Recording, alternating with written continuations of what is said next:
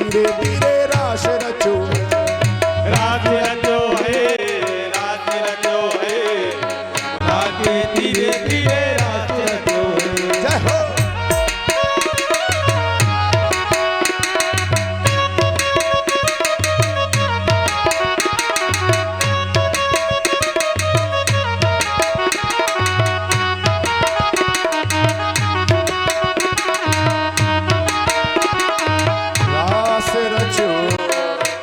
प्रत्येक गोपी को यह अभिमान हो गया कि भगवान केवल मेरे हैं, क्योंकि भगवान सबके साथ नृत्य कर रहे हैं।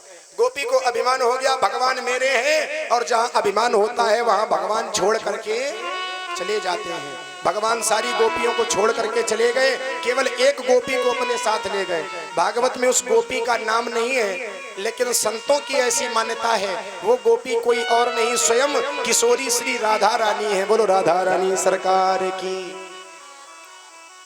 राधा जी को लेकर के गए, राधा जी कुछ दूर चली, उनको भी अभिमान हो गया, क्यों इतनी सारी गोपियों के बीच में से भगवान ने केवल हमें चुना, इसलिए कन्हैया सबसे ज्यादा प्रेम हमसे करते।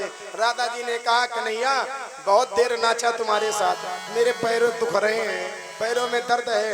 भगवान बोले अच्छा आओ कंधे पर बैठ जाओ। राधा जी बोली ठीक है खड़े हो जाओ। भगवान खड़े हुए, राधा जी ने कंधे पर बैठने के लिए जो ही पैर आगे बढ़ाया, भगवान अंतर ध्यान राधा जी गिरी धड़ाम। अब गोपियां रोए, गोपियां उधर से रोती ढूंढती चली आ रही भगवान को। अब कष्ट ये नहीं कि भगवान हमें छोड़ गए, कष्ट ये है कि 4 चरण चिन्ह बने हैं, माने हमें से किसी एक को लेकर के गए। सबसे ज्यादा कष्ट है किसको लेकर के गए, ये सबसे ज्यादा दुख है। लेकिन आगे देखा तो राधा रानी भी पड़ी है, अब शांति मिल गई। अगर हमारे नहीं तो किसी के नहीं। बोलो राधे राधे। यही विडंबना है, अगर हमारे नहीं तो किसी के नहीं। अब सारी गोपियों ने भगवान को पुकारा है, हर जगह ढूंढा, तुलसी से पूछा, यमुना से पूछा, लेकिन भगवान नहीं मिले। गोपियों ने भगवान की लीलाएं प्रारंभ कर दी। एक गोपी यशोदा बनी, कोई नंद बाबा बनी, कोई कन्हैया बनी, कोई बलराम बनी, नाना प्रकार की लीलाएं की। भगवान फिर भी नहीं आए। अंत में गोपियों ने रो रो करके भगवान को पुकारा है। देखिए श्रीमद् भागवत के प्राण है दशम स्कंद, 12 स्कंद है भागवत में, उसमें से दशम स्कंद भागवत के प्राण है। और उस दशम स्कंद में भी सबसे अच्छा गीत है गोपी गीत। गोपियों ने रो रो करके भगवान को पुकारा है, कहाँ गए हो तुम कृष्ण सांवरे, ढूंढते तुम्हें नैन बाबरे। कहाँ गए हो तुम कृष्ण सांवरे, ढूंढते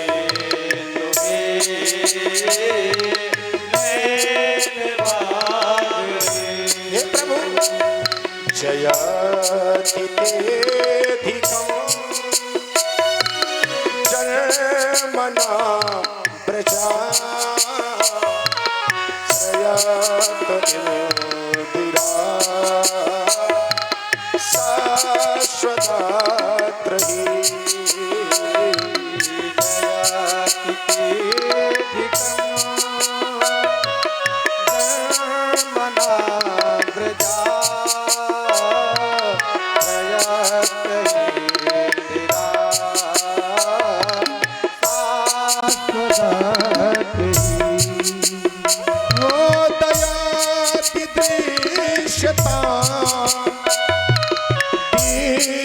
दीक्षुतावता भ्रता शव त्वां विचिन्वते। कहाँ गए हो तुम कृष्ण सांवरे, ढूंढते तुम्हें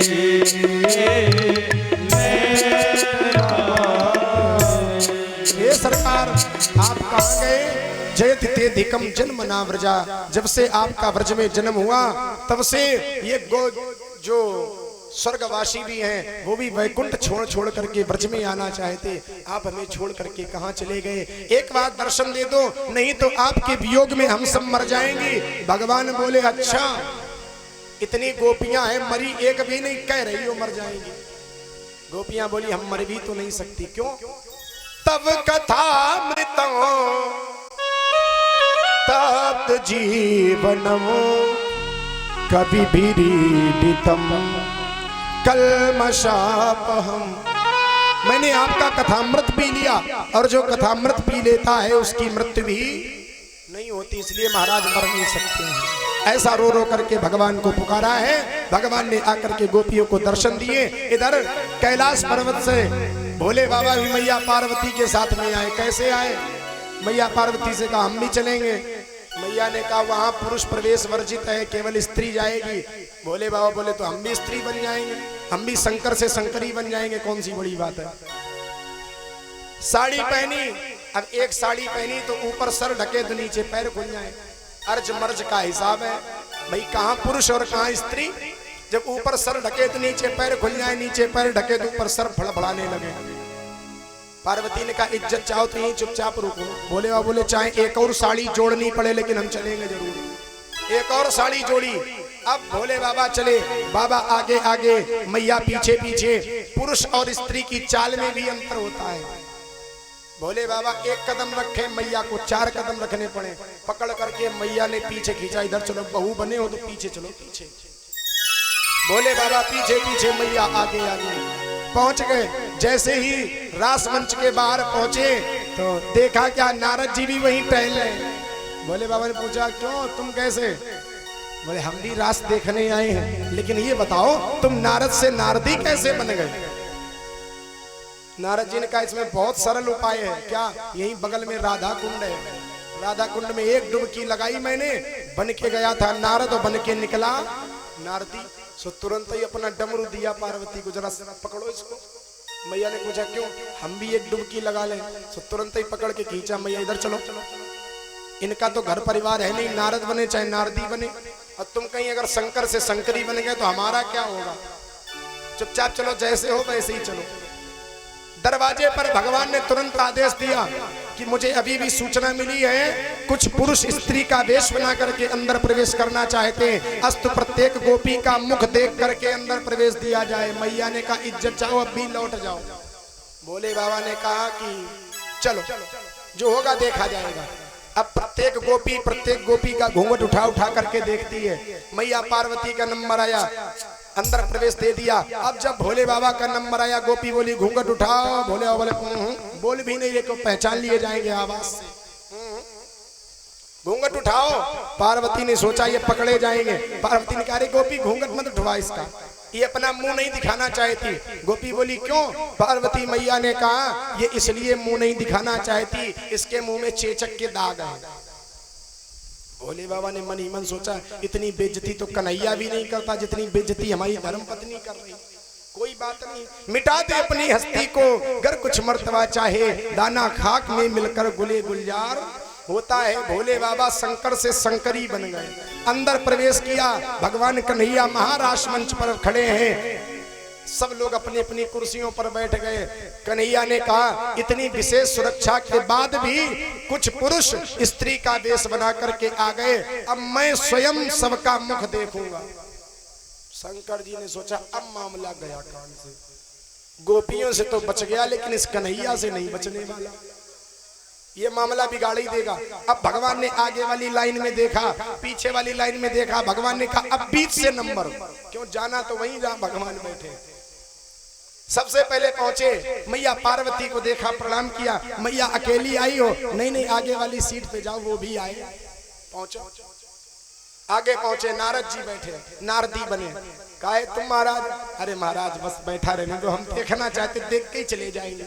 जो आगे वाली सीट पर बैठे, भोले बाबा कस के सबसे लंबा घूंघट मारे, कस के पकड़े। कन्हैया ने कहा घूंघट उठाओ, मुझे तुम्हारा मुख देखना है। अब शंकर जी बोल नहीं रहे, क्यों? आवाज से ही पहचान लिए जाएंगे। भगवान कन्हैया ने तुरंत घूंघट को पकड़ा और ऐसा झटका मारा, इधर घूंघट से हम झांके उधर घूंघट से तुम झांको, लगा दो आग घूंघट में ना हम झांके ना तुम झांको। उठा दिया पर्दा, सब फड़फड़ाने लगे। अब गोपियां दंग रह गई। मैंने तो सबका मुंह देखा, ये सांप वाले कहां से आ गए। भगवान ने कहा रास ऐसे नहीं होगा, आओ तुम भी निकल के, नारद जी से कहा तुम भी उठाओ, आओ बहुत देर हो गई लुक्का छिपी, चलो मंच पर। नारद की बजेगी वीणा, भोले बाबा का बजेगा डमरू और मेरी बजेगी बांसुरी, तब होगा रास। बिना संगीत के रास कैसे। पहुंच गए महारास मंच पर। नारद की वीणा, भगवान की बांसुरी और भोले बाबा का डमरू बजा ताता थैया करके नृत्य हो रहा है। पायल की झनकार